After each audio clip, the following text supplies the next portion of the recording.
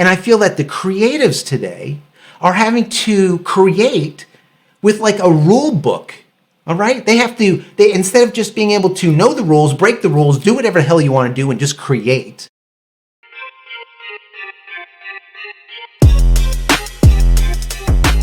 Hey everybody, welcome back to the vlog. Thank you so much for joining me once again for tea time. Today we have a little bit of misty morning. Really, really good stuff. I love this. So, today, as you can see in the title, we have something talking about FujiFilm's brand new X100V. But I'm not going to review the specs. I'm not going to talk about this camera as much as about what has happened with censorship and PC, political correctness, and all of this stuff. And I'm going to tell you, I'm going to get into it a little bit. It basically has to do with an ad spot that Fujifilm put together for this camera and has recently been taken down. Now, I found it online, so I saved it, and I'm going to run it like in the background somewhere over here just so you can kind of see it. And I want to talk to you guys about it a little bit.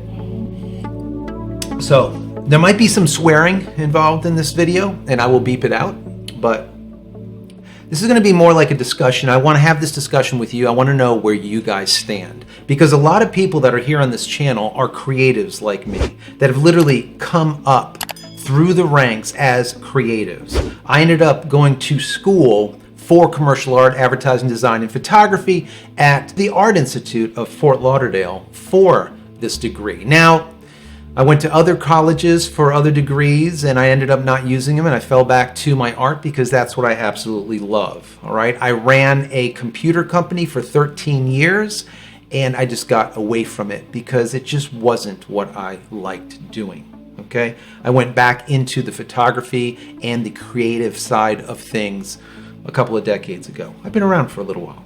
All right.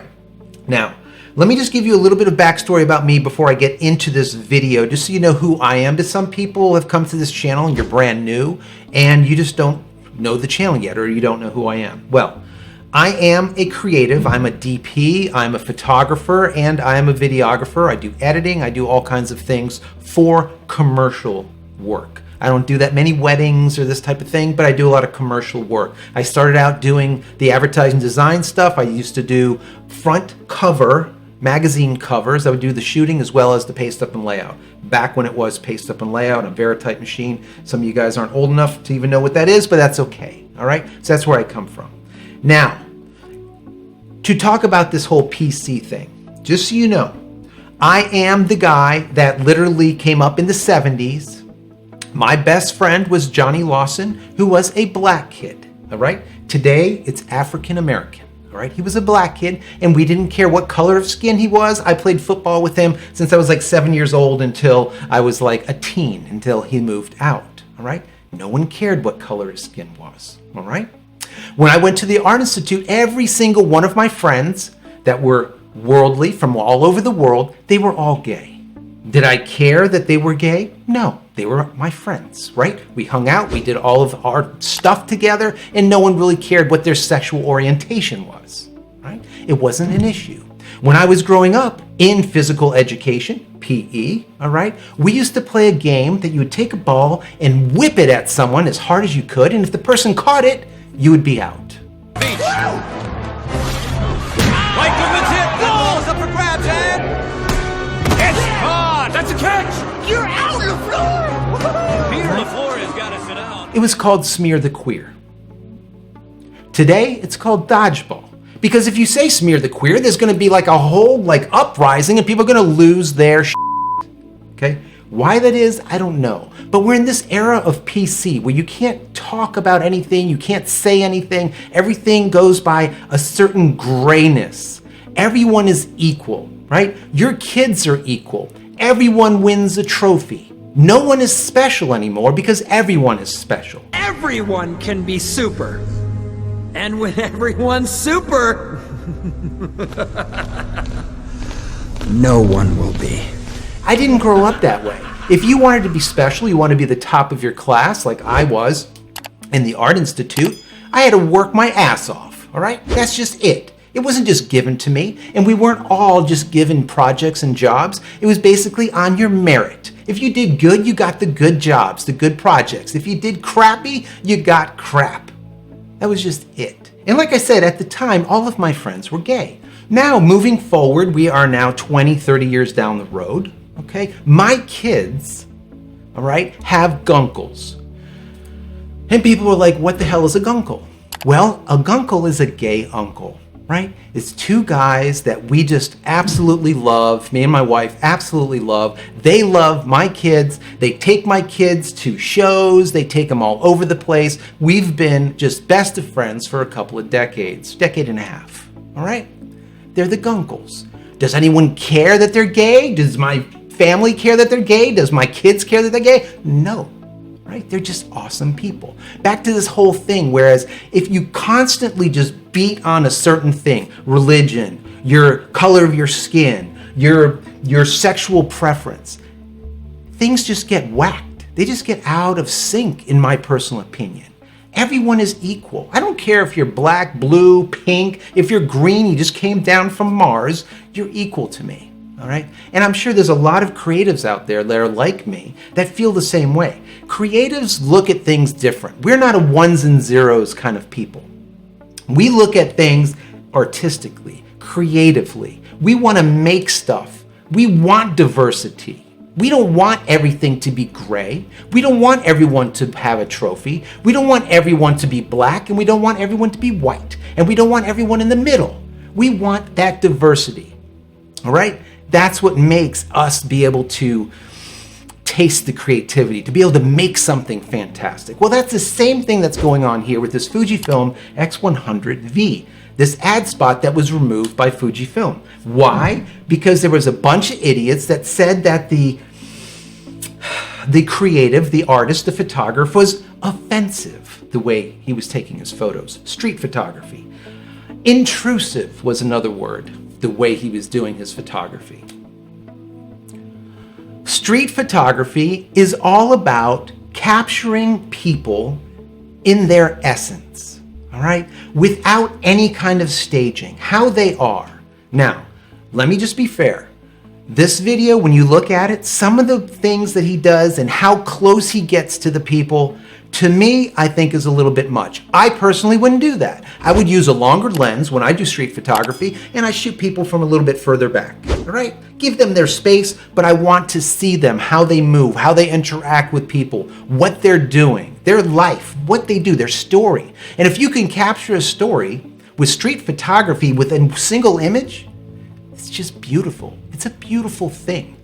I remember the photo from 9/11 where this guy just came out and he was just pure white and soot, and that single image was so powerful, so powerful. So street photography can really tell a story with that one frame, and to do it right is not easy. Now this guy, when I look at some of his work, all right, his name is Suzuki, his last name. When I look at some of his work, as I've researched him, I like it, all right? He kind of sees things a little bit different, and he knows when to pull the trigger, all right? Now, this camera, this X100V, has a 23mm lens on it, so you have to get in people's face to be able to, if you want to get that close-up shot. I don't like that as much. Now, if I'm going to be doing a shoot with someone and I throw on a 50mm, I want to get up close, that's fine. But with street photography, I want to be a little bit further back. That's just me. But am I going to condemn the guy because of the way he wishes to create? I just think it's stupid. It's like if someone says, I don't like Rembrandt, or I don't like Van Gogh, I don't like Seurat, I don't like these. And now you can't show them because you don't like them, or they look a little bit maybe offensive to you. It's the same thing with boudoir. People get their panties all in a bunch when it comes to boudoir because they fear skin or something.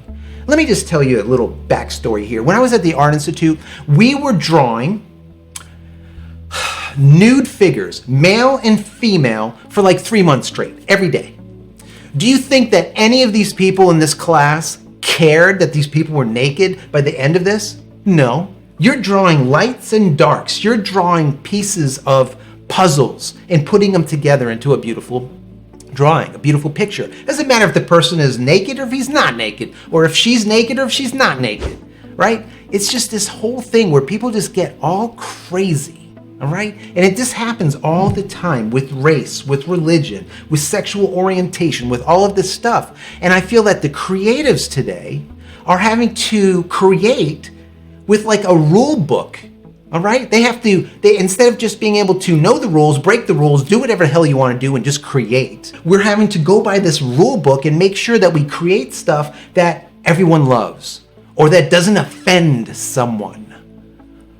It's literally ridiculous, in its face, ridiculous, right? That's just my opinion. So here we have FujiFilm that creates this video and they have to take it down. FujiFilm is in Japan, but I feel like a lot of these comments are coming from people probably in the US that are making these comments and saying, listen, this is offensive, this is intrusive, I don't like the way this guy is capturing his street photography, I don't like whatever, and boom, it's taken down. I think it's sad. Now, one of the questions I have to you guys is, how is Fujifilm going to change their advertising means or model to be able to come up the ranks? When I say that is I love Fujifilm, all right? It's probably one of my favorite cameras. I'm a Canon shooter, most of you guys know that, but Fujifilm is probably my favorite. Why? Because it's very akin to my first camera, which was like a Minolta SRT 102, all manual. I love all the dials, tactile, I love it. It just simply works for me. I like that type of feel with my photography. I don't want to go on the back and go and play with menus and all this junk. I don't want to do that. When the moment happens, I want to be able to capture it, all right? So I really like Fujifilm. But when we take a look at the BCN rankings, and we talked about this before, that's all you see is Canon, Nikon, Sony, and Olympus. You never see Fujifilm. Fujifilm has amazing cameras. I think one of the things that's hurt them a lot is because they use an X-Trans sensor. Some people like it, like me, and a lot of people don't, because you can't edit your photos as quickly or as easily because Lightroom doesn't like it. Well, I don't care about Lightroom, right? So for me to go jump into Capture One or something like that to do the edits, it's okay. Now, like I said in the past, if Fujifilm had a full frame body, I would probably be shooting Fujifilm instead of Canon. But they don't. They went APS-C and they jumped all the way over to medium format. And they're probably smart in doing so. So they're not in this bloodbath as we see with mirrorless full frame, right? They're not in it. But their medium format, their GFX line is unbelievable, second to none. Cheap, quote unquote, cheap and medium format. Unbelievable, fantastic. I think that they are genius for doing it, all right? So my question here is, like I said, what is Fujifilm going to be able to do when it comes to coming up those rankings when it comes to sales? How can they sell more cameras? And seeing how they just had to get rid of one of their ad spots because it was offensive or intrusive or whatever, okay, doesn't forebode well. I don't like to see the company kowtowing to these people that are just nuts. In my personal opinion, they're nuts. Creatives don't think that way. I don't believe. I want to hear from you. How do you think? Are you pretty agnostic about things? All right? Just let everyone just simply be as a creative and you just create, do your own thing? Or are you a ones and zeros person that says, oh, this isn't right and that's right and Surratt should never have used those dots?